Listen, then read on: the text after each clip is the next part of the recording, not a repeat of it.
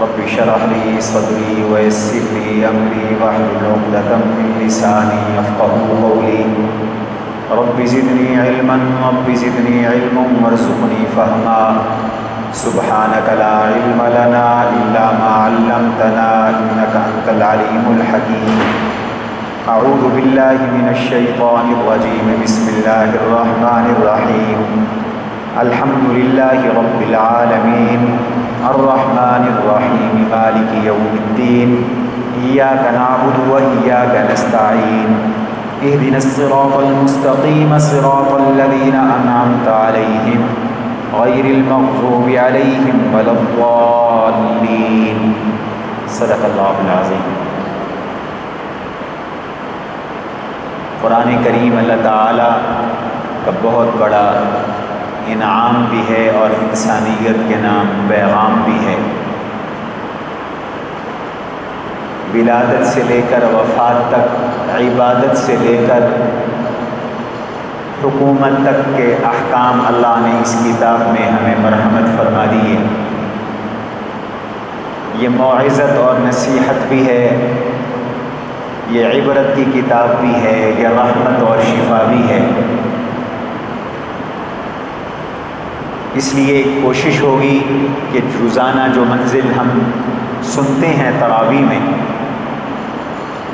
اس کا آدھ گھنٹے کے لگ بھگ دورانیے میں خلاصہ آپ حضرات کے سامنے پیش کر دیا جائے، تاکہ حدیث کریم پاک میں جو بشارت ارشاد فرمائی گئی ہے، آپ صلی اللہ علیہ وسلم نے ارشاد فرمایا کہ قرآن بھی قیامت کے دن شفاعت کرے گا اور کہے گا الہ العالمین، تیرے بندوں نے مجھے رات کو پڑھا اور سنا تھا اور اپنی نیند قربان کی تھی، تو میری یہ شفاعت اور سفارش ہے کہ انہیں دوزخ سے بچا لے۔ اللہ اپنی کتاب کی سفارش کو قبول فرما لیں گے۔ اللہ تعالی ہمیں بھی ان لوگوں میں سے بنائیں جن کی قرآن سفارش کرے گا اور قرآن کی سفارش قبول کی جائے گی۔ سب حضرات آمین فرمائیں۔ آج پہلا پارہ پڑھا گیا، اس میں سب سے پہلی سورت الفاتحہ ہے۔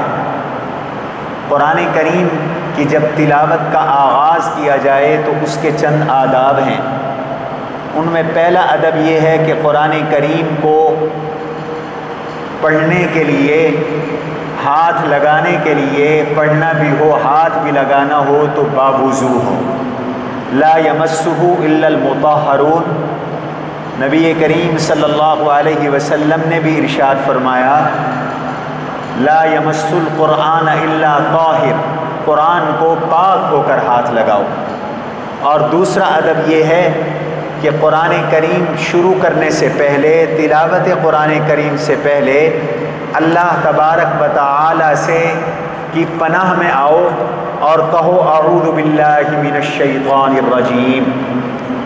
یہ بھی اللہ تعالیٰ کا حکم ہے اور اعوذ باللہ پڑھنا واجب ہے۔ اللہ قرآن کریم میں فرماتے ہیں اذا قرأت القرآن فاستعذ باللہ من الشیطان الرجیم۔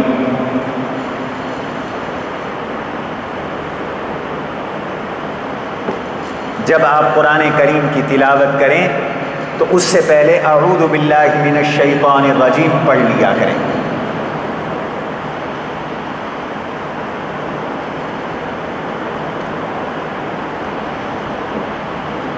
اس کی کیا حکمت ہے کہ تلاوت قرآن سے پہلے اعوذ باللہ پڑھا جائے؟ اس کے معنی پر غور کیجئے۔ اعوذ باللہ کا معنی ہے میں اللہ تعالیٰ کی پناہ میں آتا ہوں شیطان مردود کی شرور سے۔ یا اللہ مجھے شیطان کوئی شر نہ پہنچائے، تکلیف نہ پہنچائے، شیطان سے بچنے کے لیے میں اپنے آپ کو آپ کے سپرد کرتا ہوں، آپ کی پناہ میں آتا ہوں۔ یہ کیوں قرآن کریم کی تلاوت سے پہلے یہ جملہ پڑھایا گیا؟ اہل علم کہتے ہیں کہ انسان کے دو طرح کے حقیقی دشمن ہیں، بالخصوص اہل ایمان کے دو طرح کے دشمن ہیں۔ کچھ دشمن نظر آنے والے ہیں جو اللہ کے منکر ہیں، اللہ کی نبی کے منکر ہیں، قیامت کے منکر ہیں، اور ایک دشمن نہ نظر آنے والا ہے. جو نظر آنے والے دشمن ہیں یعنی کفار و معاندین، ان کے بارے میں اللہ نے ان سے بچاؤ کا ہمیں ایک ذریعہ اور طریقہ عطا فرما دیا، اور وہ ہے جہاد. وَقَاتِلُوا الَّذِينَ لَا يُؤْمِنُونَ بِاللَّهِ وَالْيَوْمِ الْآخِرِ.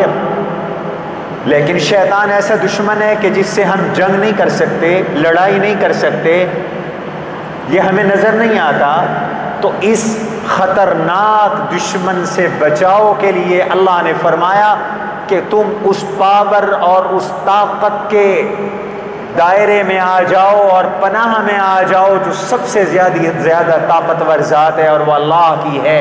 اور اس کے لیے پڑھ لو اعوذ باللہ من الشیطان الرجیم. دوسرا ادب ہے، تلاوت سے پہلے پڑھیں بسم اللہ الرحمن الرحیم. یہ بسم اللہ الرحمن الرحیم قرآن کریم کی آیت ہے سورۃ النمل میں، انہ من سلیمان وانہ بسم اللہ الرحمن الرحیم.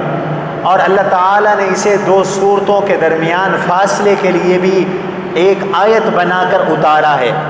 ہر صورت کے آغاز سے پہلے اور تلاوت کلام سے پہلے ہم بسم اللہ پڑھتے ہیں، سوائے سورۃ البراءۃ کے، سورۃ التوبہ کے، کہ جب قرآن کی تلاوت جاری ہو تو سورۃ التوبہ سے پہلے بسم اللہ نہیں پڑھی جاتی، البتہ ابتدا کریں تو پھر بسم اللہ پڑھی جائے گی.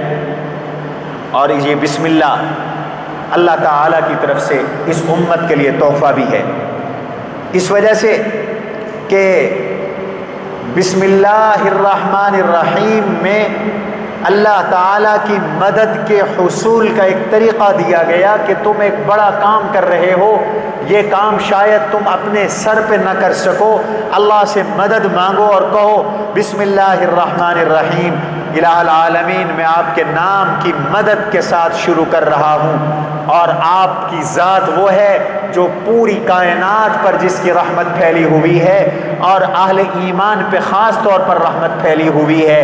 اس لیے فرمایا کہ بسم اللہ الرحمن الرحیم یہ اسلامی تشخص بھی ہے. جب کوئی بندہ بسم اللہ پڑھتا ہے تو پتہ چلتا ہے کہ یہ مسلمان ہے، چونکہ غیر مسلم بسم اللہ نہیں پڑھتے. پھر بسم اللہ آپ کا تشخص ہے، آپ کی شناخت ہے. مشرکین کہتے تھے بسم اللہ تی والعزا، وہ مشرک تھے، وہ لات و عزا سے مدد طلب کرتے تھے. اللہ نے فرمایا کہ اب لات اور عزا کی معبودیت کا دور گیا، اب تو رب العالمین کو تم نے معبود بنانا ہے تو کہا کرو بسم اللہ الرحمن الرحیم. حضور علیہ السلام نے فرمایا کل امر ذی بال لم یبدا ببسم اللہ فهو اجزم واقطع، وفی روایت اقطع، اچھا کام بسم اللہ سے نہیں پڑھو کر شروع کرو گے تو وہ نامکمل ہوگا، وہ بے برکت ہوگا. اور ایک حدیث میں آپ فرماتے ہیں من اراد ان یحیی سعیدا ویمیت الشہیدا فلیقل عند ابتداء کل شیء بسم اللہ الرحمن الرحیم. اگر یہ چاہتے ہو کہ سعادت کی زندگی گزارو، شہادت کی موت ملے، ہر کام سے پہلے بسم اللہ الرحمن الرحیم پڑھا کرو. ابن مسعود فرماتے ہیں کہ بسم اللہ الرحمن الرحیم کے 19 حرف ہیں اور جہنم کے 19 دروغے ہیں. اگر ہر کام سے پہلے بسم اللہ پڑھو گے تو ایک ایک حرف کے بدلے رب تمہیں دوزخ کے ایک ایک دروغے سے محفوظ رکھے گا. اسی طریقے سے اور بھی بہت سارے فضائل ہیں. آپ فرماتے ہیں گھر کی کنڈی لگاؤ تو بسم اللہ پڑھو، برتن ڈھانکو تو بسم اللہ پڑھو، اور گھر میں داخل ہو تو بسم اللہ پڑھو، پانی پیو تو بسم اللہ پڑھو، کھانا کھاؤ تو بسم اللہ پڑھو. اگر تم بسم اللہ نہیں پڑھو گے تو تمہارے کھانے میں شیطان شامل ہوگا، اور بسم اللہ پڑھو گے تو تمہارے کھانے میں، تمہارے کام میں شیطان کا کوئی حصہ نہیں ہوگا. سورۃ الفاتحہ قرآن کی پہلی سورت ہے. اور یاد رکھیے صورتیں دو طرح کی ہیں، کچھ مکی ہیں کچھ مدنی ہیں. جو صورتیں ہجرت سے پہلے اتری وہ مکی کہلاتی ہیں، اور جو ہجرت کے بعد اتری وہ مدنی کہلاتی ہیں. سورۃ الفاتحہ مکی ہے، اور بعض اہل علم کہتے ہیں یہ 2 بار اتری ہے. مکہ میں ہجرت سے پہلے بھی اتری ہے، اور مدینہ میں ہجرت کے بعد بھی اتری ہے. تحویل قبلہ کے بعد مدینہ میں یہ ہجرت کے بعد بھی اتری ہے، اس لیے یہ مکی بھی ہے اور یہ مدنی بھی ہے. اور قرآن کی پہلی صورت ہے جو یک بارگی اتری ہے۔ اہل علم نے 20 سے زیادہ اس کے نام ذکر کیے ہیں۔ اس کو فاتحہ کہتے ہیں، فاتحۃ الکتاب کہتے ہیں۔ فاتحۃ الکتاب اس لیے کہتے ہیں کہ فاتحہ کا معنی آغاز، اور اس صورت سے قرآن کا آغاز ہوتا ہے۔ اس صورت کا نام ام الکتاب بھی ہے، اور ام الکتاب کا معنی اصل کتاب، چونکہ یہ قرآن کریم پورے قرآن کریم کا خلاصہ ہے، سارے قرآن کے مضمون اس میں ہیں، اس لیے اس کو ام الکتاب بھی کہتے ہیں۔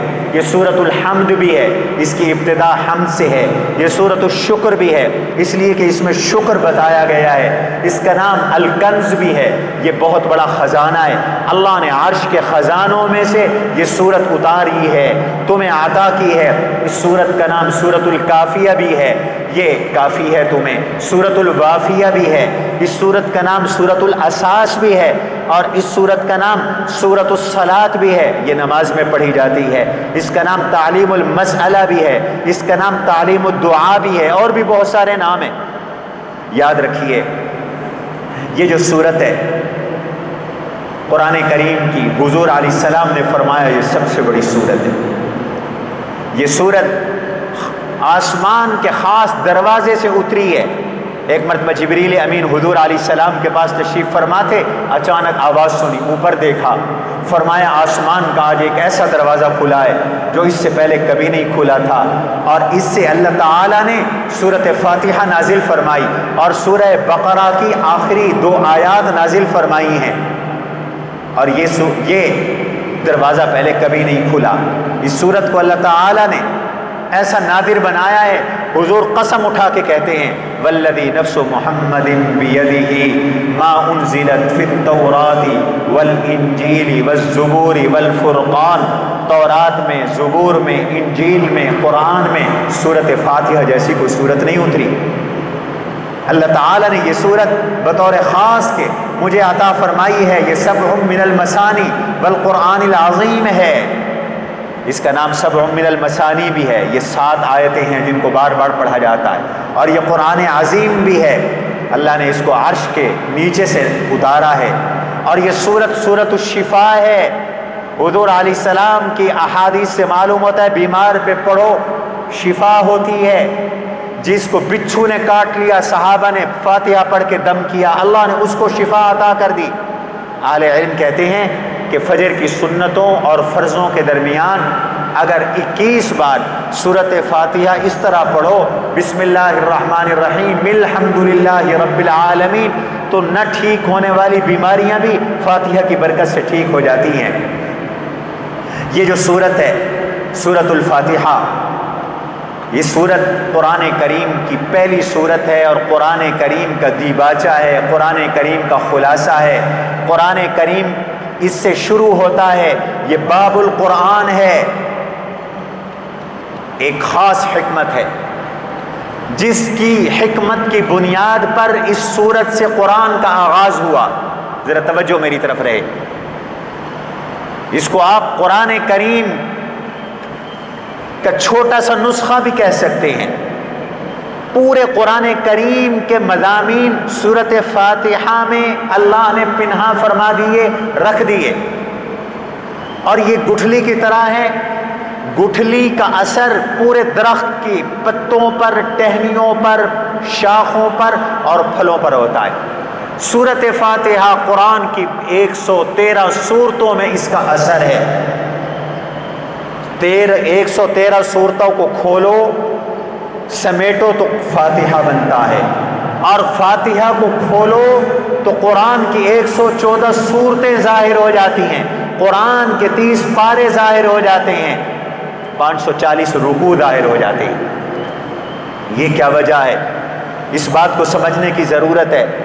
سورۃ الفاتحہ سے قرآن کا آغاز کیا گیا، اور ہر نماز میں فاتحہ پڑھوائی گئی۔ اکیلے نماز پڑھ رہے ہو یا امام ہو تو ہر رکعت میں فاتحہ پڑھو، اور اگر مقتدی ہو تو من کان لہ امام فقراءۃ الامام لہ قراءۃ، امام نے فاتحہ پڑھی اس نے تمہاری طرف سے بھی پڑھی، لیکن فاتحہ پڑھی گئی۔ اگر صرف فرض اور وتر دیکھیں تو ایک دن میں 20 مرتبہ ہم نماز میں سورۃ فاتحہ پڑھتے ہیں، صرف فرائض میں اور وتر میں ایک دن میں 20 مرتبہ ہم فاتحہ پڑھتے ہیں۔ یہ کیا وجہ ہے کہ نماز میں فاتحہ، ہر رکعت میں فاتحہ، قرآن کے آغاز میں فاتحہ؟ یاد رکھیے اس کی وجہ یہ ہے کہ یہ سورۃ الفاتحہ قرآن کے تمام مضامین کو اپنے اندر سموئے ہوئے ہے۔ اگر فاتحہ سمجھ میں آیا تو قرآن سمجھ میں آیا، اور اگر فاتحہ پہ عمل ہوا تو نماز کا نور آپ کو نصیب ہو گیا، فاتحہ سے نماز کی تکمیل ہو گئی۔ اور اگر فاتحہ نہیں ہے، حضور فرماتے ہیں جس نماز میں فاتحہ نہ ہو وہ نماز ناقص ہے۔ اب سمجھو قرآن کریم کے 3 بڑے موضوع ہیں، 3 بڑے موضوع ہیں۔ نمبر 1 عقائد، اعتقادات، یہ قرآن کا بڑا موضوع ہے۔ قرآن نے ہمارے عقیدے ٹھیک کیے، عقیدوں میں توحید کا عقیدہ، رسالت کا عقیدہ اور قیامت کا عقیدہ، یہ 3 بڑے عقیدے ہیں۔ اور قرآن کریم کی ساری مکی صورتیں تو عقیدے سکھا رہی ہیں۔ اللہ کو ایک جانو، ایک مانو، وحدہ لا شریک مانو، وہ ذات و صفات میں یکتا ہے۔ رسالت کا عقیدہ، حضور علیہ السلام کو اللہ کا نبی مانو، آخری نبی مانو، 1,24,000 کم و بیش نبیوں کو اللہ کا نبی مانو۔ قیامت کا عقیدہ۔ دوسرا مضمون قرآن کا عبادات، اللہ کے قرب کے لیے، اللہ کی رضا کے لیے نماز پڑھو، روزہ رکھو، حج کرو، زکوٰۃ دو، قرآن کریم کی تلاوت کرو، اللہ کا ذکر کرو، نبی علیہ الصلاۃ والسلام پہ درود پاک پڑھو۔ اور تیسرا مضمون ہے قرآن کریم کا زندگی گزارنے کا طریقہ، کہ تم اسلام کے طریقے کے مطابق زندگی گزارو، اللہ کے احکام کے مطابق زندگی گزارو۔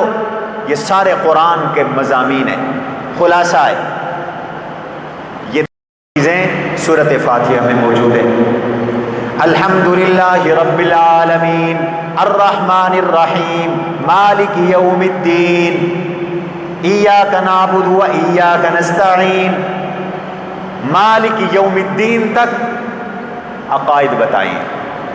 سب تعریفیں اللہ کے لیے ہیں جو پوری کائنات کو پالنے والے ہیں۔ توحید کا عقیدہ سمجھ میں آیا۔ الرحمن الرحیم، بہت رحمت والے ہیں اور سب پہ رحمت کرنے والے ہیں۔ سب سے بڑی رحمت نبیوں کی بعثت، رسالت کا عقیدہ سمجھ میں آیا۔ مالک یوم الدین، قیامت کے دن کے مالک ہیں، جزا کے دن کے مالک ہیں، قیامت کا عقیدہ سمجھ میں آیا، عقائد سمجھ میں آ گئے۔ ایاک نعبد و ایاک نستعین، ہم آپ کی ہی عبادت کرتے ہیں، آپ سے ہی مدد مانگتے ہیں۔ قرآن کا دوسرا موضوع عبادات اس میں مل گیا۔ عبادات کا طریقہ اللہ نے عطا فرما دیا۔ اور یہ بھی یاد رکھو کہ اس صورت میں کچھ جملے ایسے ہیں جو پورے قرآن کی کسی اور صورت میں نہیں۔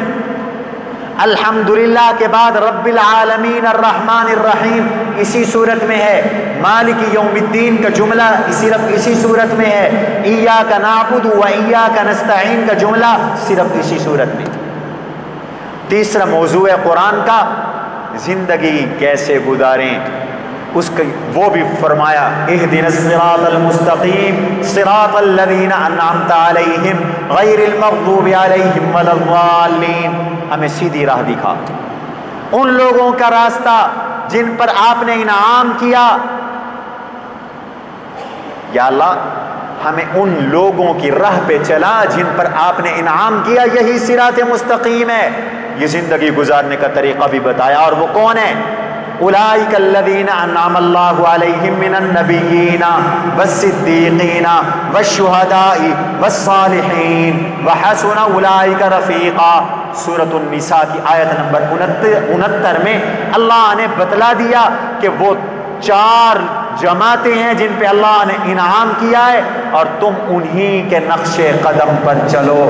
وہ نبی ہیں، صدیق ہیں، شہید ہیں، اور اللہ کے ولی ہیں، صالحین ہیں۔ غیر المغضوب علیہم ولا الضالین، ان لوگوں کے رستوں پر نہ چلا جن پر آپ ناراض ہیں یعنی یہودی، ولا الضالین ان لوگوں کے رستے پہ نہ چلا جو عیسائی اور نصارہ ہیں۔ تو دیکھو زندگی گزارنے کا طریقہ بھی بتا دیا اللہ تعالیٰ نے سورۃ الفاتحہ میں۔ اس لیے ہر نماز کی رکعت میں فاتحہ ہے اور قرآن کا آغاز فاتحہ سے ہے۔ اس کے بعد دوسری سورت ہے سورۃ البقرہ۔ سورۃ البقرہ یہ مدنی سورت ہے بالاتفاق، اور یاد رکھیے یہ قرآن کی ترتیب میں دوسرے نمبر پر ہے، اور ایک ترتیب ہے نزول کی۔ یہ جو قرآن کی ترتیب ہے یہ تو حضرت عثمان رضی اللہ تعالی عنہ نے حضور کی منشا کے مطابق ترتیب دی، اس کو ترتیب عثمانی کہتے ہیں۔ یہ مذہب عثمانی میں دوسرے نمبر پر ہے، لیکن جس ترتیب سے یہ صورتیں اتری علماء نے ان کی بھی نمبرنگ کی ہیں تاکہ پتہ چلے کہ کون سی آیت پہلے ہے کون سی بعد کی ہے، ناسخ اور منسوخ کا علم ہو سکے۔ تو یہ قرآن کریم میں 87 نمبر پر یہ سورۃ البقرہ اتری، اور اس کے 286 کی قریب آیتیں ہیں، 40 رکوع ہیں۔ یاد رکھیے جب حضور علیہ السلام 13 سالہ مکی زندگی گزار کر ہجرت فرما کر مدینہ تشریف لائے، اس وقت اس سورت کا نزول شروع ہوا، اور آپ کے وصال کے اختتام، آپ کے وصال تک یہ سورت اترتی رہی۔ اور عجیب اتفاق یہ ہے کہ قرآن کی سب سے آخری آیت جو اتری واتقوا یوما ترجعون فیہ الی اللہ، اس کا تعلق بھی سورۃ البقرہ سے ہے۔ 13 سال تک یہ سورت اتری ہے۔ قرآن کی سب سے بڑی آیت سورت یہی ہے۔ نمبر 2، یہی سورت ہے جس میں قرآن کی سب سے بڑی آیت ہے، اور قرآن کی سب سے بڑی آیت آیت الدین ہے۔ یا ایھا الذین آمنوا اذا تداینتم بدین الی اجل مسمى فاکتبوہ ولیکتب بینکم کاتب بالعدل، یہ سب سے بڑی آیت ہے، اور اس میں قرآن کے تمام حروف تہجی بھی جمع ہیں۔ یہ بھی اسی بقرہ میں۔ فضیلت کے اعتبار سے سب سے بڑی آیت آیت الکرسی ہے، وہ بھی اسی سورت کے اندر موجود ہے۔ اور اس سورت کا ایک کمال یہ ہے کہ اس سورت کے اندر اللہ تعالی نے ہر طرح کے لوگوں کا ذکر کیا ہے۔ انسانوں کی جتنی اقسام ہیں سب کا ذکر اللہ نے سورۃ البقرہ میں کیا ہے۔ اس کو بقرہ اس لیے کہتے ہیں کہ بقرہ کا معنی ہوتا ہے گائے یا بیل۔ اللہ تعالیٰ نے بنی اسرائیل کو حکم دیا تھا ایک گائے ذبح کرو، انہوں نے اس میں لیت و لعل کیا، اس کی وجہ سے ان پہ مشکل احکام آئے، تو چونکہ بیل کا ذکر ہے، گائے کا ذکر ہے، اس لیے اس کو سورۃ البقرہ کہا گیا، اور ہمیں پیغام دیا گیا کہ اللہ کے ہر حکم کی تعمیل کرو، بنی اسرائیل کی طرح نہ کرنا۔ اس سورت کا ایک نام سورۃ الزہرا بھی ہے۔ زہرا کا معنی پر رونق۔ حضور علیہ السلام نے فرمایا اقرأوا الزہراوین، سورت بقرہ اور سورت آل عمران یہ 2 روشن صورتیں ہیں، ان کی تلاوت کیا کرو۔ قیامت کے میں یہ تم پر سایہ فگن ہو کر آئیں گی، یہ قبر میں اپنے پڑھنے والوں کے بارے میں جھگڑا کرتی ہیں اور اس کو قبر کے عذاب سے بچاتی ہیں۔ اس لیے سورت کا نام سورۃ السنام بھی ہے۔ سنام کا معنی بلندی۔ حضور فرماتے ہیں لکل شیء سنام وسنام القرآن البقرہ، ہر چیز کی بلندی ہوتی ہے اور قرآن کی بلندی یہ سورۃ البقرہ ہے۔ اس کا نام الفسطاط بھی ہے۔ فسطاط کا معنی خیمہ، اور خیمے میں امیر بیٹھ کر احکام جاری کرتا ہے، اس سورت سے بھی احکام ملتے ہیں۔ اہل علم کہتے ہیں اس سورت میں اللہ کے 1000 حکم ہیں، 1000 اوامر، 1000 نواہی ہیں، 1000 حکمتیں ہیں۔ یہ اتنی بڑی صورت ہے۔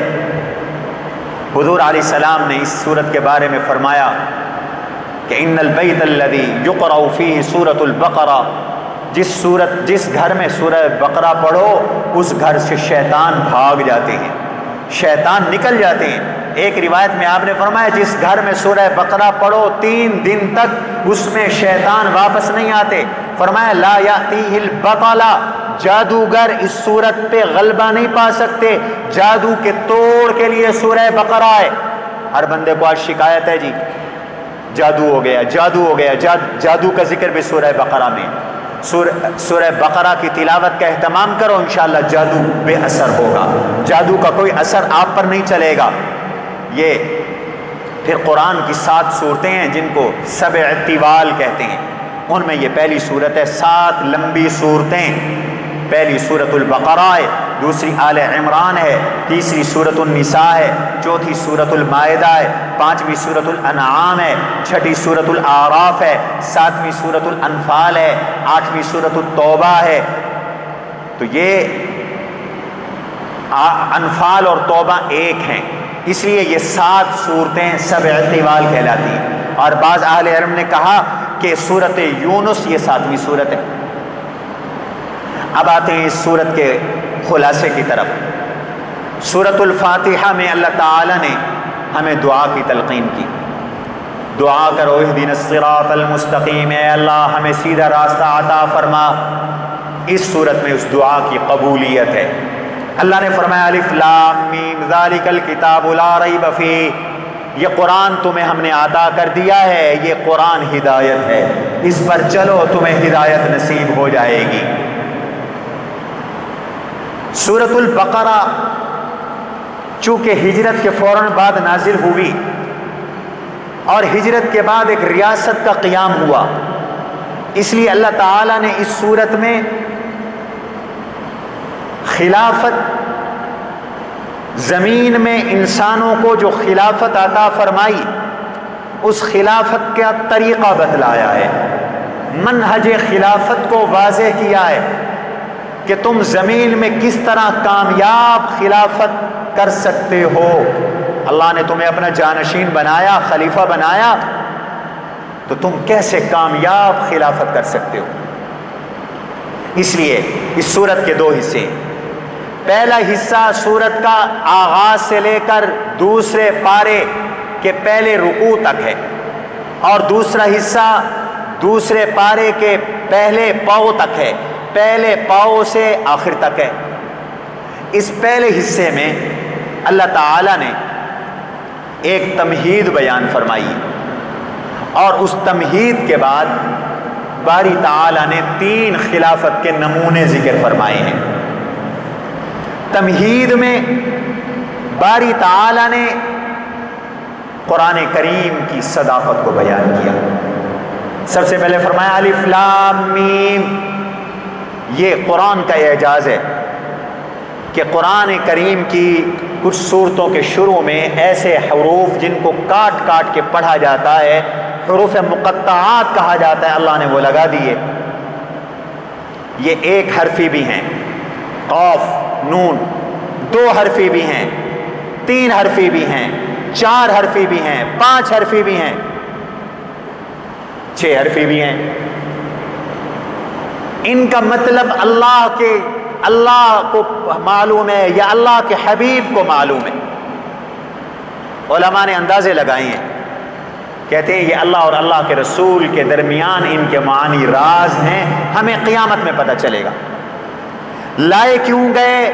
چیلنج ہے دنیا والوں، قرآن انہی حروف سے بنا ہے، مرکب ہے، الف لام میم، الف لام میم را کاف ہا یا عین صاد۔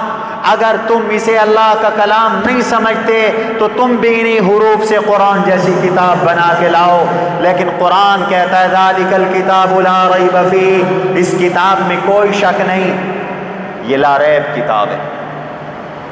کسی کا اگر کوئی شک ہے تو وہ اس کی اپنی کمزوری ہے، قرآن لا شک کتاب۔ فرمایا خلافت کے لیے ضروری ہے کہ متقی بنو، ھدی للمتقین۔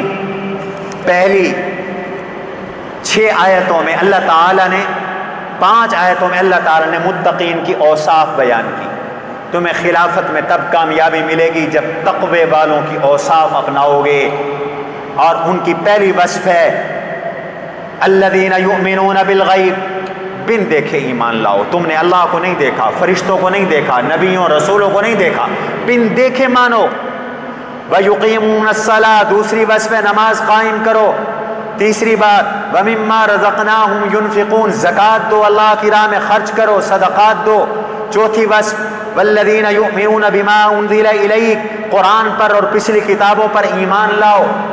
اور اگلی وصف وَبِالْآخِرَةِ هُمْ يُوقِنُونَ، قیامت پر ایمان لاؤ، تب تمہیں کامیابی ملے گی.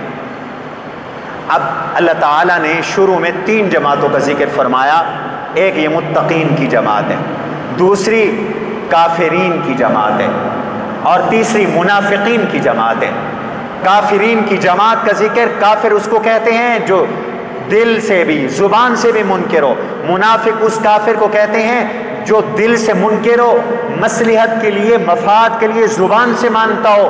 2 آیتوں میں کافروں کا ذکر کیا اور 13 آیتوں میں منافقوں کا ذکر کیا. 13 آیتوں میں اللہ تعالی نے منافقوں کا ذکر کیا، اور منافقوں کا ذکر 13 آیتوں میں کر کے ان کی 5 بیماریاں بتلائی ہیں. دوسرے رکوع کے اندر منافقوں کی یہ 5 بیماریاں ہیں. پہلی بیماری یہ ہے وَمِنَ النَّاسِ مَن يَقُولُ آمَنَّا بِاللَّهِ وَبِالْيَوْمِ الْآخِرِ وَمَا هُمْ بِمُؤْمِنِينَ، جھوٹے دعوے کرتے ہیں، جھوٹے نعرے لگاتے ہیں، نعرہ لگاتے ہیں کہ ہم مومن ہیں، مومن ہیں نہیں. دوسری بیماری ہے وَفِي قُلُوبِهِمْ مَرَضٌ فَزَادَهُمُ اللَّهُ مَرَضًا، روحانی طور پر بیمار ہیں اور ان کی بیماری بڑھتی جا رہی ہے. ان کی تیسری بیماری یہ ہے کہ ان کی سمجھ بھی کام نہیں کرتی، ان کی فہم میں عکس ہے، انعکاس ہے، الٹی ہے ان کی سمجھ. ان سے جب کہا جاتا ہے لا تفسدوا فی الارض قالوا انما نحن مصلحون الا انهم هم المفسدون ولكن لا يشعرون، کہا جاتا ہے فساد نہ کرو، یہ کہتے ہیں جی ہم تو اصلاح کر رہے ہیں. جب انہیں کہا جاتا ہے میاں دنیا میں خون ریزی نہ کرو، منافق کہتے ہیں ہم تو دہشت گردی کے خلاف جنگ لڑ رہے ہیں، قتل بھی کر رہے ہیں، اور الٹا کہتے ہیں دہشت گردی کے خلاف جنگ بھی لڑ رہے ہیں. ان کی سمجھ الٹی ہے، یہ بھی منافقت ہے. اور چوتھی چیز ہے نیک لوگوں کو برا بھلا کہنا، سب و شتم کرنا. وَإِذَا قِيلَ لَهُمْ آمِنُوا كَمَا آمَنَ النَّاسُ، جب ان سے کہا جاتا ہے صحابہ کی طرح ایمان لاؤ تو یہ کہتے ہیں صحابہ تو نعوذ باللہ بے وقوف ہیں، انہیں گالیاں بکتے ہیں. حقیقت یہ ہے الا انہم هم السفہاء، یہ خود بے وقوف ہیں. اور 5ویں منافقین کی علامت ہوتی ہے 2 رخی پالیسی. وَإِذَا لَقُوا الَّذِينَ آمَنُوا قَالُوا آمَنَّا، ایمان والوں سے ملتے ہیں تو کہتے ہیں ہم مومن. وَإِذَا خَلَوْا إِلَىٰ شَيَاطِينِهِمْ، اپنے گرو گھنٹالوں کے پاس جاتے ہیں تو کہتے ہیں اِنَّا مَعَكُمْ، ہم تو تمہارے ساتھ ہیں، ہم تو مسلمانوں کے ساتھ مذاق کر رہے ہیں. یہ 13 آیات میں منافقین کی 5 کمزوریوں کو بیان کیا، ان کے لیے 2 مثالیں دیں. اب 3 جماعتیں آ گئیں. اللہ کا پیغام ہے تم خلافت کے اہل تب بنو گے جب متقی بنو، اور اپنی حیثیت اور پوزیشن واضح کر لو. اپنے گریبان میں ہر بندہ جھانک لے کہ تمہارا تعلق ان 3 جماعتوں میں سے کس کے ساتھ ہے. تم متقین میں سے ہو، کافرین میں سے ہو، یا منافقین میں سے ہو. اگر کافرین میں سے نہیں ہو تو شکر کرو، پھر دیکھو منافقین میں سے تو نہیں ہو. اگر یہ بیماریاں ہیں تو کہیں نفاق تو نہیں آیا. اس لیے اپنے آپ کو متقین میں شامل کرو، کافرین اور منافقین میں شامل نہ کرو. پھر اللہ تعالی نے تیسرے رکوع کے اندر خلافت کے لیے ایک اہم اصول کو بیان کیا، اور وہ ہے توحید کو اختیار کرو، عقیدہ ٹھیک کرو. اور یہ سورۃ فاتحہ سے ربط بھی ہے. سورت میں 4 مرتبہ توحید کا دعویٰ کیا گیا ہے، نقل کیا گیا ہے. یا ایھا الناس اعبدوا ربکم الذی خلقکم والذین من قبلکم لعلکم تتقون. ایک رب کو کی عبادت کرو، اللہ کو ایک جانو. بھی دیے اس لیے کہ وہی خالق ہے، اس لیے کہ زمین اور آسمان اسی نے بنائی ہے. کوئی اور بنا سکتا ہے تو بنا کے دکھائے. اس لیے کہ بارشیں وہی اتارتا ہے، بارشوں سے پھل اور پھول وہی لگاتا ہے. یہ بنیادی عقیدہ ہے خلافت کے لیے موحد ہونا ضروری، پھر نبی پر ایمان ضروری۔ اس لیے وَإِن كُنتُمْ فِي رَيْبٍ مِّمَّا نَزَّلْنَا میں صداقت قرآن اور رسالت کا عقیدہ بیان کیا۔ یہ قرآن سچی کتاب ہے، اگر کوئی اسے اللہ کی کتاب نہیں مانتا تو چیلنج ہے، پھر قرآن جیسی کوئی کتاب تو پیش کرو، کوئی نہیں پیش کر سکتا۔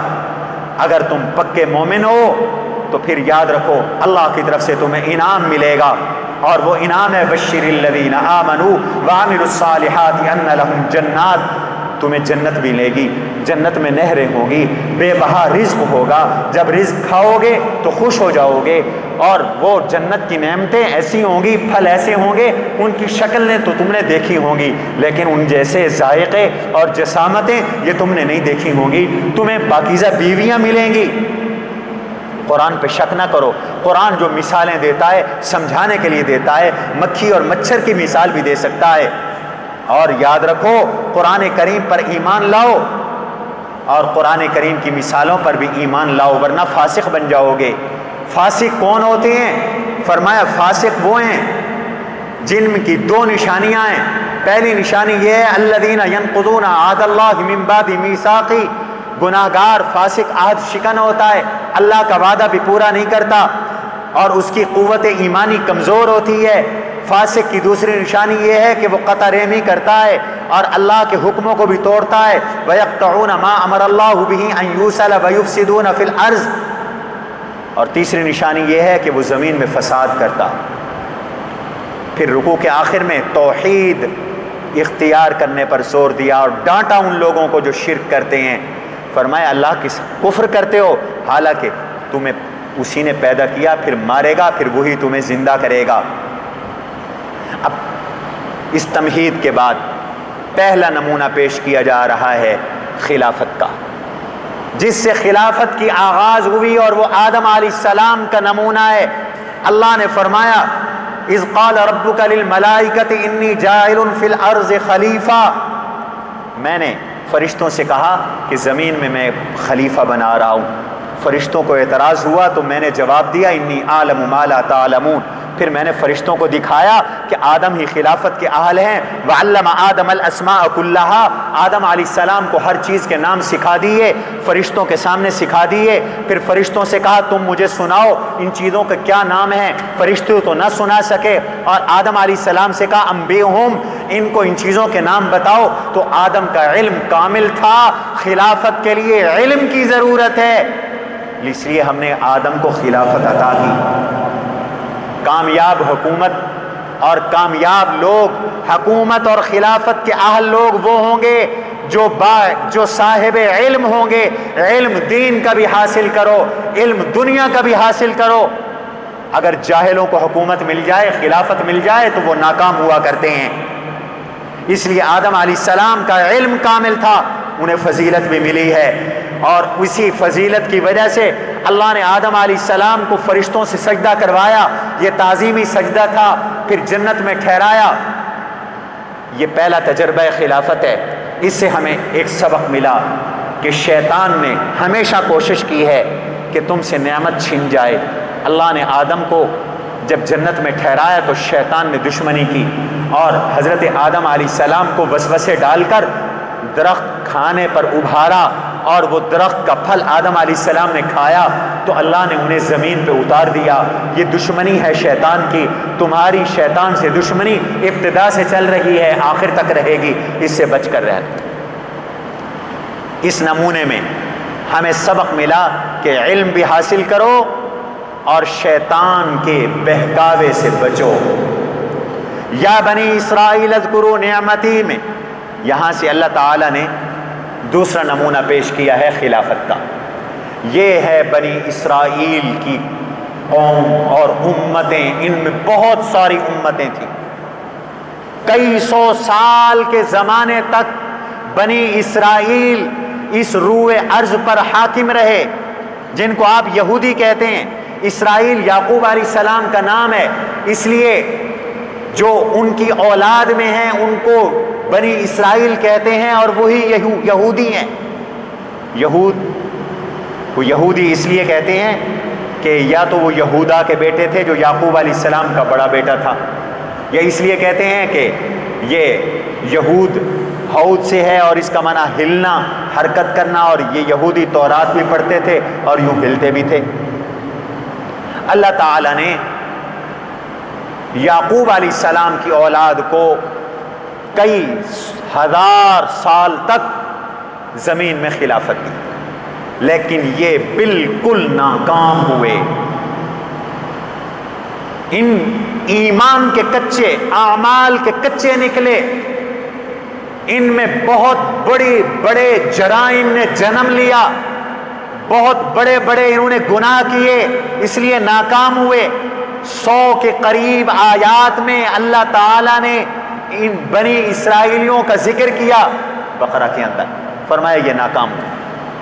اور ان کی 5 اقسام کو اللہ تعالیٰ نے یہاں بیان کیا ہے، 5 اقسام کو،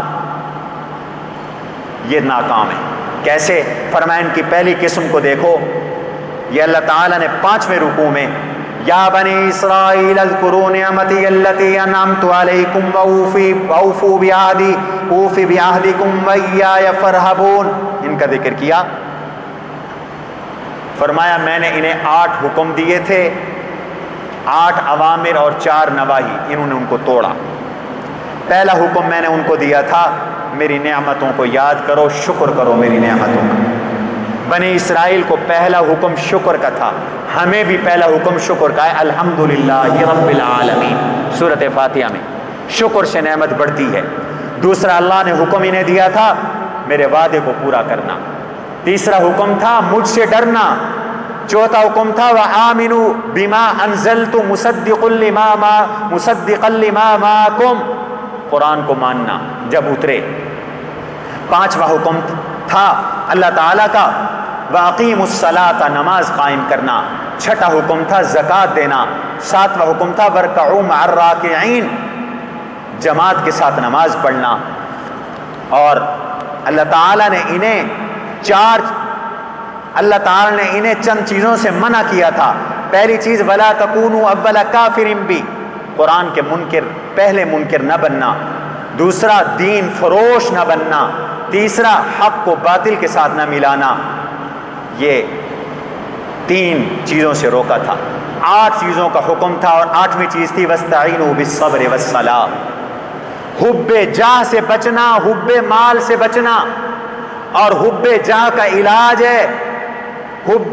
علاج ہے نماز پڑھو، اور حب مال کا علاج ہے اللہ کی راہ میں خرچ کرو، صبر کرو۔ لیکن انہوں نے یہ نہ کیا۔ فرمایا یہ بنی اسرائیل فیل ہو گئے۔ چنانچہ ان کی پہلی قسم میں تھی اللہ نے ان پہ 8 انعاموں کا ذکر کیا، اور پھر 2 اپنے عذابوں کا ذکر کیا۔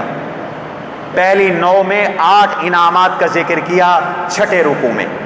فرمایا پہلا انعام اللہ نے ان پر یہ کیا اذ نجیناکم من آل فرعون، فرعون انہیں قتل کرتا تھا، فرعون کے مظالم سے اللہ نے انہیں نجات عطا فرمائی۔ یہ ان کے بیٹوں کو ذبح کرتا تھا، بیٹیوں کو زندہ رکھتا تھا۔ دوسرا انعام، فرعون ان پہ چڑھائی کر چکا تھا، ہم نے بحر قلزم میں تمہارے لیے راستے بنا دی۔ وَإِذْ فَرَقْنَا بِكُمُ الْبَحْرَ فَأَنْجَيْنَاكُمْ وَأَغْرَقْنَا آلَ فِرْعَوْنَ وَأَنْتُمْ تَنْظُرُونَ، بحر قلزم سے راستے بنائے، تمہارا دشمن تمہارے سامنے ہلاک کیا۔ فرمایا کہ تیسرا انعام ہم نے یہ کیا وَإِذْ وَعَدْنَا مُوسَىٰ 40 لَيْلَةً ثُمَّ اتَّخَذْتُمُ الْعِجْلَ مِن بَعْدِهِ وَأَنْتُمْ ظَالِمُونَ، موسیٰ علیہ السلام تورات لینے گئے، قوم سے کہا پیچھے آ جانا۔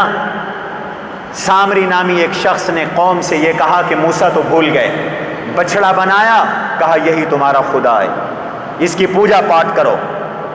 اللہ تعالیٰ نے اتنے بڑے جرم کو، شرک کو معاف کیا۔ ثم عفونا عنکم، یہ ہمارا بڑا انعام تھا تاکہ تم شکر کرو۔ چوتھا انعام وَإِذْ آتَيْنَا مُوسَى الْكِتَابَ وَالْفُرْقَانَ لَعَلَّكُمْ تَهْتَدُونَ، ہم نے تمہیں تورات جیسی کتاب عطا کی۔ پانچواں انعام اذ قال موسیٰ لقومہ یا قوم انکم ظلمتم انفسکم، موسیٰ علیہ السلام نے کہا تم نے شرک کیا، اس جرم کی توبہ ہے، اور وہ یہ ہے کہ ایک دوسرے کو قتل کرو۔ جنہوں نے شرک نہیں کیا تھا وہ مشرک کو قتل کریں گے۔ چنانچہ اللہ نے تمہاری توبہ قبول کی۔ چھٹا انعام، وَإِذْ قُلْتُمْ يَا مُوسَىٰ، تم گستاخ بنے۔ یہودیوں نے کہا موسیٰ علیہ السلام سے ہم اللہ کو تب مانیں گے جب اللہ کو خود دیکھ لیں۔ اس گستاخی پر اللہ کی طرف سے بجلی کڑکی، یہ ہلاک ہو گئے۔ موسیٰ علیہ السلام نے دعا کی، اللہ نے ان کو دوبارہ زندگی عطا کی۔ یہ بھی ہمارا انعام۔ ہمارا ساتواں انعام، وَظَلَّلْنَا عَلَيْكُمُ الْغَمَامَ وَأَنزَلْنَا عَلَيْكُمُ الْمَنَّ وَالسَّلْوَىٰ، ہم نے وادی تیہ میں تم پر بادلوں کا سایہ کیا اور تمہیں من اور سلوہ عطا کیے، یہ بھی ہمارا انعام۔ اور فرمایا وَإِذِ اسْتَسْقَىٰ مُوسَىٰ لِقَوْمِهِ، وادی تیہ میں تم حیران اور سرگرداں پھر رہے تھے اور تمہارے پاس پینے کے لیے پانی نہیں تھا، تو ہم نے موسیٰ علیہ السلام سے کہا اپنا عصا پتھر پہ مارو۔ انہوں نے پتھر پہ عصا مارا، اس سے 12 چشمے پھوٹ پڑے۔ 12 ہی قبیلے تھے، ہر قبیلے کو پانی کا گھاٹ مل گیا۔ فرمایا یہ ہم نے 8 انعام تم پر کیے، لیکن تم ان انعاموں کی قدر کرنے والے نہ بنے، ناکام ہو گئے۔ اللہ تعالیٰ نے پھر تمہیں 2 عذابوں میں بھی مبتلا کیا۔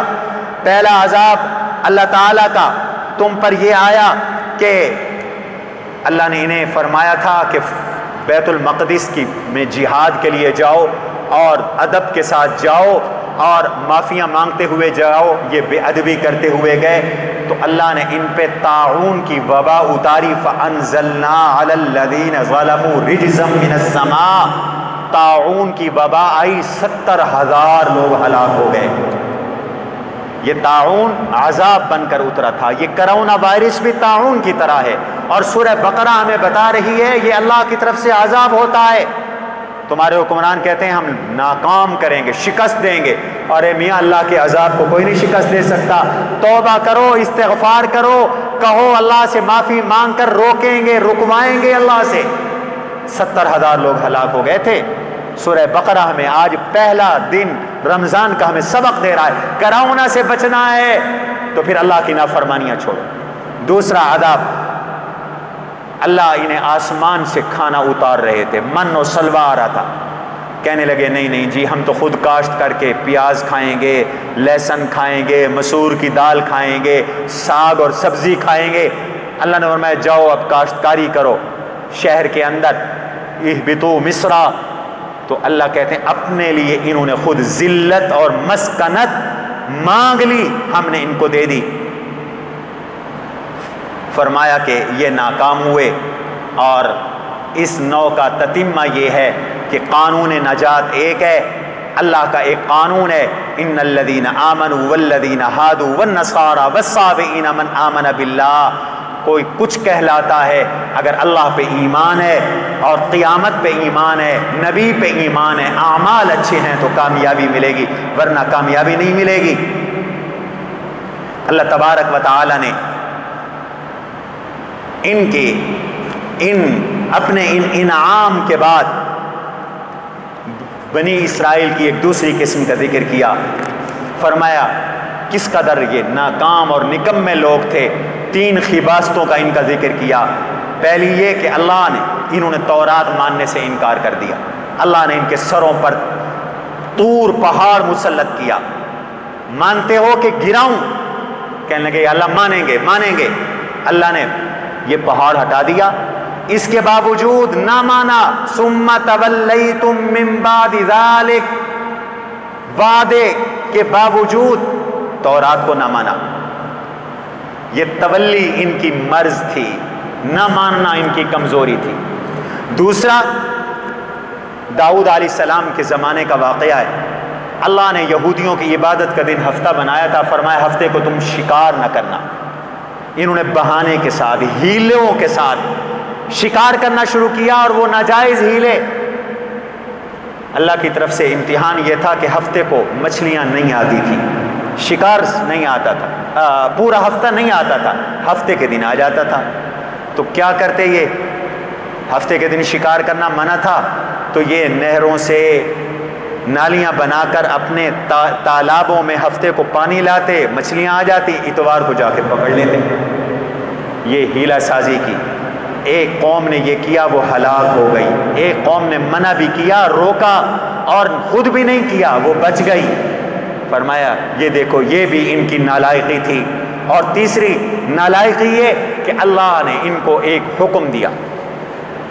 بنی اسرائیل میں ایک آدمی قتل ہو گیا، یہ بقرہ کا تذکرہ ہے، گائے کا تذکرہ، اور مفسرین کہتے ہیں ایک آدمی تھا، لاولد تھا، دولت مند بڑا تھا، اس کا جو بھتیجا تھا وہ بڑا غریب تھا، محتاج تھا، اور یہ جو دولت مند تھا بھی لاولد، تھا بھی بخیل۔ عام طور پر یہ جو لاولد ہوتے ہیں نا ان میں تھوڑا بخل ہوتا ہے، یہ مفسرین نے لکھا ہے، الا من رحم اللہ۔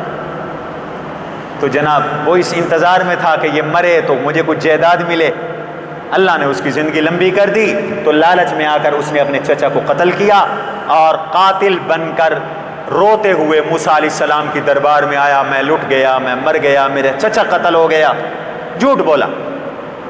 اب دیکھو عالم الغیب اللہ کی ذات ہوتی ہے، نبی بھی نہیں ہوتے، موسیٰ علیہ السلام کو نہیں پتہ چلا کہ اس کا قاتل کون ہے۔ موسیٰ اللہ سے کہو کہ ہمیں قاتل کا پتہ بتا دے۔ اللہ تعالی نے فرمایا جاؤ گائے ذبح کرو، اور اس کا گوشت کا ایک ٹکڑا اس میت کو لگاؤ، اللہ میت کو زندہ کریں گے، وہ خود بتائے گی کہ مجھے کس نے قتل کیا۔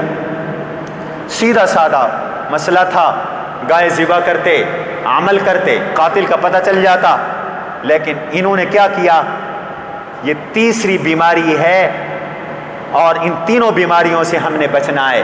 پہلی بیماری نہ ماننا، دوسری بہانے بنا، دوسری بیماری ہیلے کرنا، اور یہ تیسری بیماری ہے بال کی کھال اتارنا، تعمق اور گہرائیوں میں جانا۔ کہنے لگے اچھا موسیٰ ذرا اللہ سے پوچھو گائے جو ذبح کرنی ہے وہ کیسی ہو۔ پہلے تو کہنے لگے آپ مذاق کر رہی ہیں۔ موسیٰ علیہ السلام نے کہا نعوذ باللہ میں مذاق نہیں کر رہا۔ انہوں نے کہا پھر اللہ سے پوچھو کہ وہ کیسی ہو۔ پھر موسیٰ علیہ السلام نے بتایا کہ وہ ایسی گائے ہو لا فارض ولا بکر، نہ بڈھی ہو نہ جوان ہو، درمیانی عمر کی ہو۔ پھر کہنے لگے اچھا اس کا رنگ بھی اللہ سے پوچھ کے بتاؤ۔ پھر کہنے لگے رنگ بتا دیا اللہ نے، ذرا اس کی اوصاف بھی اللہ سے پوچھ کے بتاؤ۔ سوال کرتے گئے، اللہ کی طرف سے سختیاں آتی چلی گئیں، سختیاں آتی چلی گئیں، سختیاں آتی چلی گئیں۔ نتیجہ یہ نکلا کہ اتنی سختیاں ہو گئیں کہ اب اس گائے کے ڈھونڈنے میں دشواری۔ نکل گئے گائے ڈھونڈتے ایک یتیم کے گھر میں پہنچے۔ اس کا باپ مر گیا تھا، اور یہ بچہ اپنی والدہ کا بڑا فرما بردار تھا۔ جوانوں ماں باپ کی فرما برداری اختیار کرو۔ دیکھو ماؤں کے فرما برداروں کو اللہ کیا نعمت دیتے ہیں۔ یہ ماں کا فرما بردار بچہ تھا، تو اس بچے نے کیا کیا، اس کے پاس ایک گائے تھی، اس میں وہ ساری خوبیاں پائی جاتی تھیں جو اللہ نے بنی اسرائیل کو بتلائی تھی۔ انہوں نے کہا یہ گائے ہمیں دے دے، ہم نے ذبح کرنی۔ انہوں نے کہا میں نہیں بیچتا۔ وہ قیمت بڑھاتے گئے، آفر کرتے گئے، آفر پہ آفر، آخری آفر یہ کی کہ گائے دے دو، ہم اس کو ذبح کریں گے، اس کا چمڑا اتاریں گے، اس کے چمڑے میں جتنا سونا آئے گا اتنا سونا ہم آپ کو دے دیں گے قیمت۔ اس نے کہا چلو ٹھیک ہے۔ اللہ نے اس بچے کو بھی ماں کی فرما برداری کا بدلہ دینا تھا، رزق دینا تھا۔ اب یہ گائے انہوں نے ذبح کی۔ اللہ فرماتے ہیں گائے تو انہوں نے ذبح کر دی، اور اللہ نے مردے کو بھی زندہ کر دیا، اور اس نے بتلا دیا کہ میرا قاتل فلاں ہے۔ لیکن دل ان کے ٹیڑھے ہو گئے، اور ان کے دل پتھر سے بھی زیادہ ٹیڑھے ہو گئے، فرمایا یہ ان کے باپ دادوں کی 3 کمزوریاں تھیں۔ اور پھر ان کی جو کمزوریاں تھیں، ان میں یہودیوں کے 5 گروہ بن گئے۔ پہلا گروہ تھا منافقین کا، دوسرا گروہ تھا مرتدین کا، پہلا گروہ تھا محرفین کا، اللہ کے قرآن کو کتاب کو بدلتے تھے، دوسرا منافقت کرتے تھے، تیسرا ان پڑھ مرید تھے۔ منہم امیون لا یعلمون الکتاب الا امانیہ۔ اس جملے کو سمجھ لیں، یہ بڑی اہم بات ہے۔ یہودیوں کا ایک گروہ تھا ان پڑھ مرید، کچھ نہیں پڑھنا، کوئی عمل نہیں کرنا، جاہل کے جاہل، اسی تا فلاں دے مرید ہیں پکے جنتی۔ اللہ نے فرمایا یہ ان یہودیوں کا وصف ہے۔ لا یعلمون الکتاب، کتاب نہیں جانتے، الا امانیہ، بس آرزویں ہیں، ہم جنت میں چلے جائیں گے، محض گمان ہیں۔ فرمایا ایک گروہ ان کا تھا جو اللہ پہ جھوٹ بولتے تھے، اپنی بات کرتے تھے اور اللہ پہ تھوپتے تھے کہ اللہ نے یہ کہا ہے۔ اور ان کا پانچواں گروہ تھا جاہل پیر اور جاہل مرید۔ جاہل پیر تھے اوترے خلیفے، یہ کیا تھے؟ یہ کہتے تھے کہ جی ہم تو کچھ کریں نہ کریں ہم پکے جنتی ہیں۔ اللہ نے فرمایا ایسے جنت میں کوئی نہیں جائے گا۔ جنت کا قانون یہ ہے بلا من کسب سیئۃ واحاطت به خطیئته فاولئک اصحاب النار هم فیہا خالدون والذین آمنوا وعملوا الصالحات اولئک اصحاب الجنہ هم فیہا خالدون۔ جو گناہ کرے گا دوزخ میں جائے گا، جو نیک اعمال کرے گا وہ جنت میں جائے گا۔ اللہ تبارک و تعالی نے اب یہود کے چوتھے نوع کو بیان کیا کہ یہ جو یہودی تھے یہ ان کے باپ دادا انبیاء علیہ السلام کو قتل کرتے تھے، انہوں نے انبیاء علیہ السلام کی توہین کی۔ کہتے ہیں 170 نبیوں نے کو ان یہودیوں نے قتل کیا تھا۔ اور اس پانچویں نوع میں اللہ نے حضور کے زمانے کے یہودیوں کا حضور کے ساتھ بدسلوکی کو ذکر کیا۔ جب حضور کی بعثت نہیں ہوئی تھی تو یہ اس انتظار میں تھے حضور آئیں گے ہم ان پر ایمان لائیں گے، حتیٰ کہ یہ دعائیں کیا کرتے تھے یا اللہ جو تو نے نبی آخر الزمان بھیجنا ہے اس کے طفیل ہمیں فتح عطا فرما اور ہمارے دشمنوں پر ہمیں کامیابی عطا کی کر۔ لیکن جب حضور آ گئے وَلَمَّا جَاءَهُمْ كِتَابٌ مِّنْ عِنْدِ اللَّهِ مُصَدِّقٌ لِمَا مَعَهُمْ وَكَانُوا مِنْ قَبْلُ يَسْتَفْتِحُونَ عَلَى الَّذِينَ كَفَرُوا فَلَمَّا جَاءَهُمْ مَا عَرَفُوا كَفَرُوا بِهِ۔ حضور آئے تو کفر کرنے لگے۔ اللہ نے کہا فَلَعْنَةُ اللَّهِ عَلَى الْكَافِرِينَ، اللہ کی ان کافروں کے اوپر لعنت ہے۔ فرمایا یہ جو یہودی ہیں ہر لحاظ سے ناکام ہوئے، علمی لحاظ سے بھی عملی لحاظ سے بھی یہ ناکام ہوئے، اور یہ کسی طریقے سے بھی اس قابل نہیں رہے کہ اب اللہ کا ان پر اعتماد ہو اور ان کو خلافت ملے۔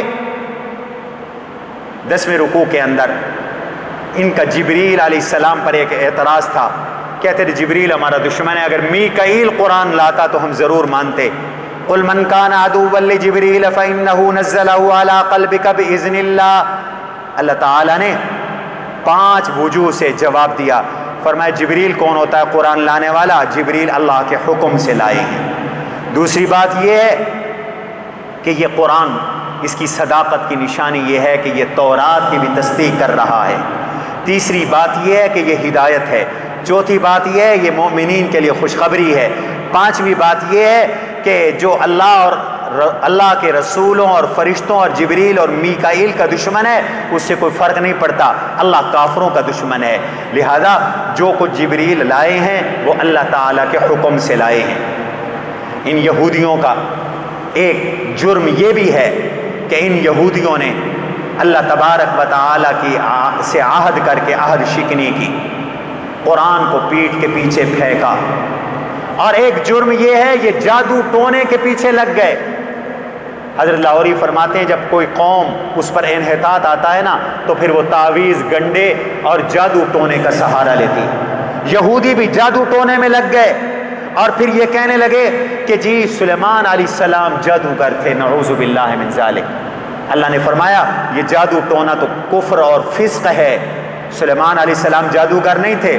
وَاتَّبَعُوا مَا تَتْلُو الشَّيَاطِينُ عَلَى مُلْكِ سُلَيْمَانَ، یہ تو شیطانوں کا کام تھا جادوگری۔ وَمَا كَفَرَ سُلَيْمَانُ وَلَكِنَّ الشَّيَاطِينَ كَفَرُوا يُعَلِّمُونَ النَّاسَ السِّحْرَ، سلیمان علیہ السلام جادو نہیں کرتے تھے، شیاطین جادو کرتے تھے۔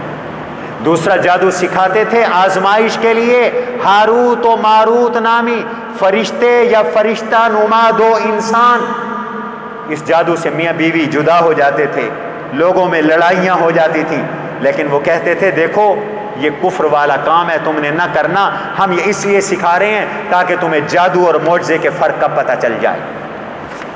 12ویں رکوع میں 13ویں رکوع میں اللہ تعالی نے فرمایا ان یہودیوں کا بائیکاٹ کرو اور اپنا تشخص تم قائم کرو، یہودیوں والے تم اعمال ترک کر دو، اصطلاحات بھی چھوڑ دو۔ وہ حضور علیہ السلام کو جب پکارتے تھے تو راعینا کہہ کر توہین اختیار کرتے تھے۔ اللہ نے فرمایا تم ان کے یہ لفظ بھی اختیار نہ کرو، یہ ناکام لوگ ہیں۔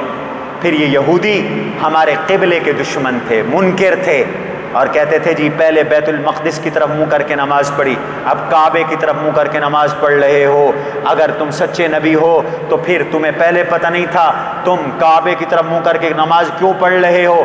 اللہ نے جواب دیا آیتیں اور حکم دیتا بھی میں ہوں، منسوخ بھی میں کرتا ہوں، میری حکمت ہے، میں اپنی حکمت کے تحت کبھی کوئی حکم دیتا ہوں اور کبھی کوئی حکم دیتا ہوں۔ اللہ تعالیٰ نے یہودیوں کے کچھ شکموں کا بھی جواب دیا، اور پھر ان شکموں کے جواب دینے کے بعد اور ان کی تردید کے بعد اب اللہ تعالیٰ نے حضرت ابراہیم علیہ السلام کا ذکر کیا 15ویں رکوع میں۔ یہ تیسرا نمونہ ہے، فرمایا یہ کامیاب نمونہ ہے حضرت ابراہیم علیہ السلام کا، اللہ نے ان کو بھی امام اور خلیفہ بنایا۔ کیسے؟ وَإِذِ ابْتَلَىٰ إِبْرَاهِيمَ رَبُّهُ بِكَلِمَاتٍ فَأَتَمَّهُنَّ قَالَ إِنِّي جَاعِلُكَ لِلنَّاسِ إِمَامًا۔ ابراہیم علیہ السلام نے گھر کی قربانی دی، وطن کی قربانی دی، اولاد کی بھی قربانی دے دی، پھر اللہ نے انہیں امام بنا دیا۔ تو ابراہیم علیہ السلام کی طرح بنو۔ یہودی اور عیسائی چونکہ ابراہیم علیہ السلام کا نام لیوا ہیں، ابراہیم علیہ السلام متفقہ شخصیت ہے، یہودی بھی ان کا نام لیتے ہیں، مسلمان بھی ان کا نام لیتے ہیں، اس لیے اللہ نے ابراہیم علیہ السلام کا ذکر فرمایا اور فرمایا دیکھو تم ابراہیمی بنو تو پھر ملت ابراہیمی اختیار کرو، پھر اسلام پر آؤ، پھر اس کعبے کی بھی مخالفت نہ کرو، اس لیے کہ اس کعبے کے بانی ابراہیم علیہ السلام تھے۔ ابراہیم علیہ السلام نے اس کعبے کو بنایا تھا، اور فرمایا کہ ابراہیم علیہ السلام ہی تو تھے اذ یرفع ابراہیم القواعد من البیت و اسماعیل، اور وہی تھے جنہوں نے اس کعبے کی تعمیر کی اور اس کعبے کی آبادی کے لیے اللہ تعالیٰ سے دعائیں کی، اور ابراہیم علیہ السلام کا جو پیغام تھا وہ پیغام ابراہیم علیہ السلام کا وہ توحید کا تھا، اور حضور کی نبوت اور رسالت بھی ابراہیم علیہ السلام کی دعا کی مرہون منت ہے۔ انہوں نے تو دعا کی تھی ابراہیم علیہ السلام نے، اور کہا تھا ربنا وبعث فیہم رسولا منہم یتلو علیہم آیاتک ویعلمہم الکتاب والحکمت ویزکیہم انک انت العزیز الحکیم۔ حضور پر ایمان لانا یہ ملت ابراہیمی ہے، توحید اختیار کرنا یہ ملت ابراہیمی ہے۔ 16ویں رکوع میں فرمائے اسی کی اتباع کرو اور اللہ کی توحید کو مانو، حضور کی رسالت کو مانو، خلافت کے اہل بن جاؤ گے۔ پھر یعقوب علیہ السلام کا نظریہ عقیدہ بھی بتایا کہ خلافت کی اس امانت کو انہوں نے اپنی نسلوں میں منتقل کیا، اور فرمایا ساری اولاد کو جمع کر کے وصیت کی اور کہا ما تعبدون من بعدی قالوا نعبد الہک و الہ آبائک ابراہیم و اسماعیل و اسحاق الہ واحدا ونحن له مسلمون۔ میرے بچوں خلافت کے اہل تب بنو گے جب توحید اختیار کرو۔ اچھا بتاؤ تم کس کی عبادت کرو گے، سب کی یا رب کی؟ تو سب نے کہا اس رب کی جو آپ کا بھی رب ہے، ابراہیم اسماعیل اسحاق کا بھی الہ ہے، اور اسی کی بات پر ہم چلیں گے۔ یہودی سمجھتے تھے کہ ہم نبیوں کی اولاد ہیں تو ہم سے کوئی نہیں پوچھ سکتا، ہم جنتی۔ اللہ نے شعبہ کا جواب دیا تلک امت قد خلت لہا ما کسبت ولکم ما کسبتم ولا تسألون عما کانوا یعملون۔ وہ جماعت گزر چکی، ان سے ان کے اعمال کا حساب ہوگا، تم کچھ کرو نیک اعمال، تم سے تمہارے اعمال کا حساب ہوگا۔ باقی یہودیوں کو ایک یہ بھی شبہ تھا کہ ابراہیم علیہ السلام یہودی تھے یا عیسائی تھے۔ اللہ نے فرمایا وہ نہ یہودی تھے نہ عیسائی تھے، یہودیت تو ابراہیم کے بعد آئی، اس لیے کہ یہودیت تو یعقوب علیہ السلام کی اولاد سے ہے، اور یعقوب علیہ السلام حضرت یعقوب علیہ السلام اسحاق کے بیٹے ہیں، اسحاق حضرت ابراہیم کے بیٹے ہیں۔ تو ابراہیم کہاں سے یہودی ہو گئے اور ابراہیم کہاں سے عیسائی ہو گئے؟ اور اس کے ضمن میں فرمایا کہ سب نبیوں کا عقیدہ ایک ہے، اور وہ عقیدہ ہے عقیدہ توحید۔ جو عقیدے حضور کے ہیں وہی ابراہیم اسماعیل اسحاق علیہ السلام کے عقیدے تھے، اور درمیان میں یہ بھی بیان فرمایا ایمان کے لیے صحابہ میں یار حق ہیں۔ فَإِنْ آمَنُوا بِمِثْلِ مَا آمَنْتُمْ بِهِ فَقَدْ اهْتَدَوْا، فرمایا اگر صحابہ جیسا ایمان ہوگا تو ہدایت ہوگی، اگر صحابہ جیسا ایمان نہیں ہے تو پھر تمہیں ہدایت نصیب نہیں ہوگی۔ اور آخر میں یہ شکوہ نقل کیا کہ تم یہ کہتے ہو کہ ابراہیم یہودی تھے، فرمایا وہ یہودی نہیں تھے، بس اللہ تبارک و تعالی نے ابراہیم علیہ السلام کو جس طرح عقائد دیے تھے تم انہی عقائد کو اختیار کرو اور اسی قبلے کو اختیار کرو تو تم خلافت کے اہل بن جاؤ گے۔ یہ پہلے پارے کا خلاصہ ہے۔ اللہ مجھے آپ کو سمجھ کر عمل کرنے کی توفیق نصیب فرمائے۔ سبحان ربک رب العزت عما یصفون وسلام المرسلین والحمد للہ رب العالمین۔ الحمد للہ رب العالمین والصلاة والسلام علی سید الانبیاء المرسلین وعلی آلہ وصحبہ اجمعین۔ الہ العالمین جو پڑھا سنا اپنی بارگاہ میں قبول فرما، قرآن کریم کی حقیقت کو ہمارے دلوں میں نہ اتار دے۔ الہ العالمین قرآن کو ہمارے دلوں کی باغ و بہار بنا دے، کل کے روزے کو ساری امت کے لیے آسان فرما دے۔ یا اللہ پورا رمضان ہمیں اپنا تعلق قرآن کی تلاوت، قرآن سمجھنا، قرآن کا فہم نصیب فرما، اپنا بنا دے، اپنے کاموں میں لگا دے۔ الہ العالمین اس قرآن کو ہماری مغفرت اور رحمت کا ذریعہ فرما دے، ہمیں اس کرونا وائرس کے عذاب سے محفوظ فرما، پورے عالم کو نجات نصیب فرما۔ یا اللہ تمام امت مسلمہ کی مغفرت فرما۔ کئی بھائیوں نے ہمیں دعاؤں کے لیے کہا ہے، یا اللہ ان کی دعاؤں کو اپنی بارگاہ میں قبول فرما۔ ربنا تقبل منا انک انت السمیع العلیم وتب علینا انک انت التواب الرحیم، وصلی اللہ تعالی علی خیر خلقہ محمد وعلی آلہ وصحبہ اجمعین برحمتک یا ارحم۔